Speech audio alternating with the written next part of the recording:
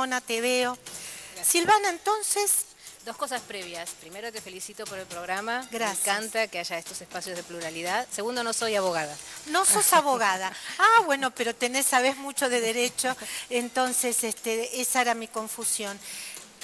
¿Es así, Silvana? ¿Se tiene que hacer cargo el Estado de estos, se tiene que involucrar para que estos medios se puedan ordenar y la gente no quede sin trabajo? El Estado tiene un rol indelegable en lo que tiene que ver con las fuentes de trabajo, a través del derecho laboral. Y para eso, como en cualquier conflicto, cuando una empresa cierra, tiene las instancias de recurrir al ámbito del Ministerio de Trabajo, como ya ha sucedido. El año pasado, ante el cierre de Radio América, recordad que Spolky, uno de los empresarios favorecidos por la pauta y que ha comprado medios en el kirchnerismo, fue Spolky, que vació esos medios, se fue dejando a la gente sin siquiera haberle pagado sus aportes patronales, y allí entonces lo que se hizo fue asistir desde ese conflicto laboral y volver a concursar la frecuencia, con que es lo que corresponde. repro, digamos. Así es. Entonces, la frecuencia, alguien decía por ahí, la frecuencia es del Estado. Hay que decir claramente que el espectro radioeléctrico lo administra el Estado. Las frecuencias son de la sociedad en su conjunto. Y las frecuencias están bien categorizadas por la propia ley de medios que sancionamos con tanto conflicto e impuso el kirchnerismo.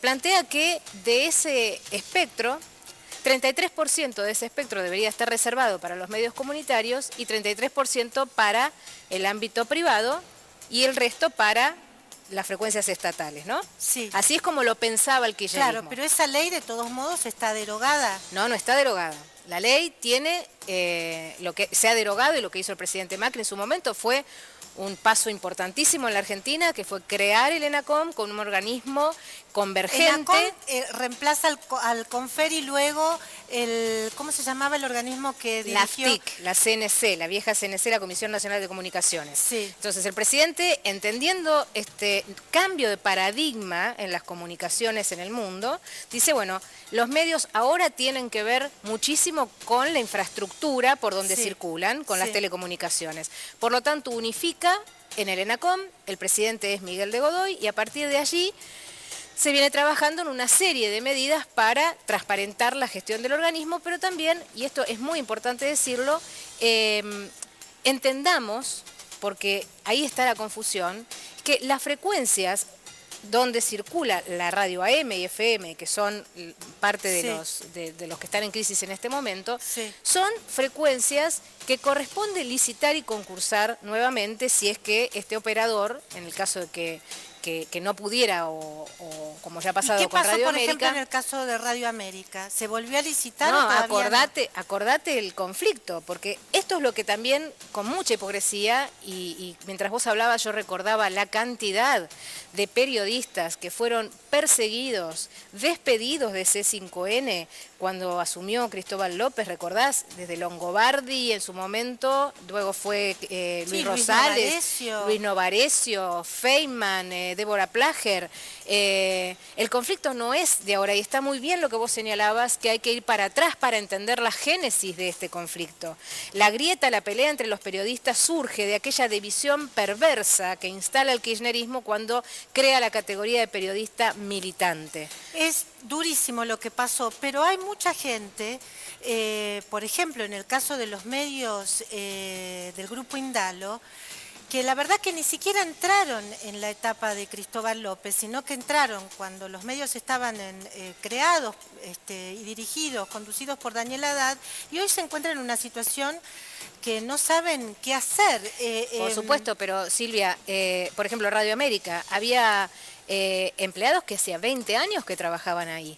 No es solamente los periodistas, los operadores, los productores, los locutores, el personal técnico, también está sufriendo esta crisis. Y por supuesto lo primero es ver cómo se resuelve este conflicto laboral. Ahora, después, en cuanto a si el Estado tiene que hacerse cargo o no de estos medios, yo pido que leamos primero la Constitución, que establece claramente que hay libertad de expresión y libertad de prensa, y segundo lugar, las normas, porque la ley de medios, esta misma ley que el kirchnerismo impuso, con sus dificultades y sus puntos que hemos combatido, tiene claramente este esquema para el espectro radioeléctrico. Las frecuencias son para el sector comunitario, para el sector privado, y un esquema de medios públicos que tiene para las provincias, las municipalidades y el gobierno nacional. Digamos, lo que está claro, por lo que me decís, Silvana, el gobierno no va a estatizar. No, es que no, estaría muy mal si estatizamos. Recordá que desde el año 2009, cuando fue el conflicto por la ley de medios, venimos diciendo, todos, vos que hiciste un enorme trabajo también de investigación en su momento con el abuso de la pauta oficial, muchos de tus colegas que sufrieron en carne propia esa persecución, la clave de la libertad de expresión, la clave del respeto por el periodismo es que sea independiente. Eso está clarísimo. Si las frecuencias las pasa a estatizar un gobierno y pasa a tener supremacía de voz por el resto de las voces, entonces no estaríamos en una democracia, que es lo que intentaron hacer en el gobierno anterior. Eso está muy claro. O sea, estatizar, no. Involucrarse de modo de resolver una transición, por ejemplo, bueno, repro sería una alternativa. No sé si en el caso de... Vuelvo a decir, en el caso de América sucedió, el conflicto estuvo, recordá que Spolky se fue, dejando un supuesto comprador de sus medios que resultó que ahora está prófugo, Martínez Rojas, que realmente ni siquiera podía demostrar el origen de los fondos. Lo que hay que reconocer también es la irresponsabilidad. La responsabilidad. Absoluta. Los medios los vaciaron, Silvia, vulneraron los derechos de los trabajadores y los funcionarios que estaban a cargo de las áreas competentes, tanto del Ministerio de Trabajo como de la FIP, como de la AFCA, fundamentalmente de la AFCA, de Sabatella, fueron cómplices de ese vaciamiento. Y en el caso de América, Miguel de Godoy presentó una denuncia penal justamente por ese vaciamiento, porque los expedientes de control que estaban en el organismo ni siquiera habían registrado la llegada de Spolky a esos medios. Bueno, acá me estás dando también un dato importante, esta denuncia penal, que me acuerdo que en ese momento unos colegas me la habían referido y la verdad que me había olvidado. O sea, acá hay responsabilidades penales. Ahora, por ejemplo, el caso de DIN, que es una empresa, digamos, una agencia que está manejada básicamente por dos grandes diarios. ¿Qué se puede hacer? ¿Qué pueden hacer los trabajadores frente a esa situación? Aquí que no es el caso de los pauta dependientes. Se combinan dos procesos coyunturales. El fenómeno extrañísimo de la Argentina, de empresarios que compraron medios, se enriquecieron, dejaron de pagar los impuestos, como Cristóbal López, con 8.000 millones de pesos que dejó de pagar al fisco, y a la vez, habiendo estafado de esa manera, recibió 300 millones de pesos de pauta. En el transcurso, desde que tomó los medios hasta el fin del gobierno de Cristina Kirchner, 300 millones de pesos de pauta oficial directa y no pagaba los aportes de los empleados. Esto hay que decirlo porque a partir de allí esto se empalma con otro fenómeno que me estás preguntando por la agencia DIN, que tiene que ver con el cambio de paradigma a nivel mundial sobre el periodismo escrito. Las agencias de noticias están y estuvieron en crisis ya hace muchos años en todo el mundo, porque el .com y la redacción en digital y el periodismo a través de las redes sociales pone en crisis ese modelo de la agencia que estaba pensada para el momento donde se mandaban cables. Entonces, hay que trabajar desde el Estado en un esquema. Primero, como te decía, solidaridad con los trabajadores y pensar de todos los esquemas de conciliación posible a través del derecho laboral. Bien. Por otro lado, creo que lo que el gobierno está trabajando en esto. El gobierno nunca estuvo ausente en estos conflictos. El segundo punto es líneas de reconversión para los medios gráficos para poder ayudar. Sobre todo me preocupan los medios del interior, que todavía subsisten y que a pesar de los esfuerzos que hace el gobierno de haberlos incluido en el reparto de pauta, vos sabés que la Secretaría de Comunicación Pública, ni bien asumió Jorge Greco, dictó una resolución para regular la pauta oficial. Y además lo que hay que reconocer es que la pauta oficial está online, la puede consultar cualquiera en la página de la Jefatura de Gabinete, está al día, está discriminada,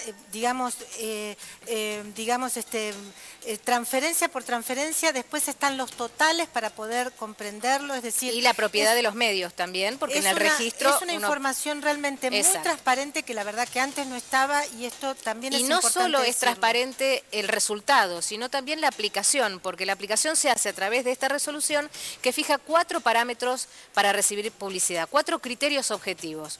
Uno es la tirada, otro es la zona geográfica de donde querés emitir ese mensaje.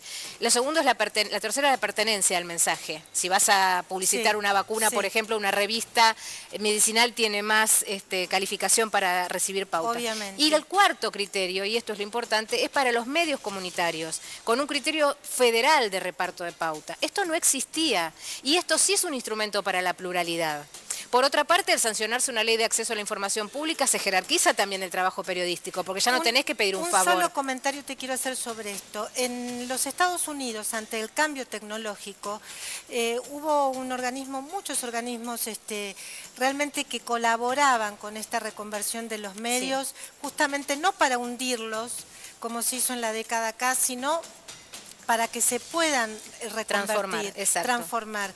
¿Hay un compromiso del gobierno en este sentido? Estamos trabajando fuertemente en todas las herramientas disponibles para llevar a la Argentina a un nivel de competencia con el resto de los países, porque no solo en el mundo del periodismo está crujiendo ese paradigma antiguo, también en lo audiovisual, en la ficción, en la producción de contenidos. A partir de las nuevas tecnologías, las OTT, las plataformas que te traen a tu computadora los contenidos audiovisuales de calidad, toda la industria empieza a crujir, pero es en todo el mundo, las industrias locales, porque por supuesto desde Hollywood o de contenidos europeos llegan otras cosas. Entonces, ¿qué hay que hacer primero, Silvia? Es resolver la distorsión. Vuelvo a insistir con esto, ¿de dónde venimos? De un gobierno que durante 12 años no solo puso pauta directamente para comprar la línea editorial de los medios y creó conglomerados paraestatales que repetían el mismo discurso que 678, sino que también, y lo que hizo de manera imperdonable, a través de Debido, cuando en ese banco de producción audiovisual subsidiaban producciones audiovisuales de ficción que repetían el mismo relato, distorsionó el mercado, porque entonces no se produjo de calidad, no se pudo exportar, no hubo ficción de calidad en la Argentina a pesar de haber puesto esos fondos, ¿no? Hablo de esos fondos subsidiados, ojo, no quiero decir porque la Argentina por suerte resiste porque tiene un cine de calidad y tiene actores y productores de calidad. Ahora, hay que trabajar primero en saldar esa distorsión y pensar en el futuro, pero con las cuentas claras, no con empresarios que se van, funcionarios que fueron cómplices y que ahora te dicen háganse cargo. Silvana, muchas gracias por venir aquí al piso de Crónica Televisión. Seguimos con nuestro próximo invitado. Estamos con José Urtubey. José, te agradecemos mucho.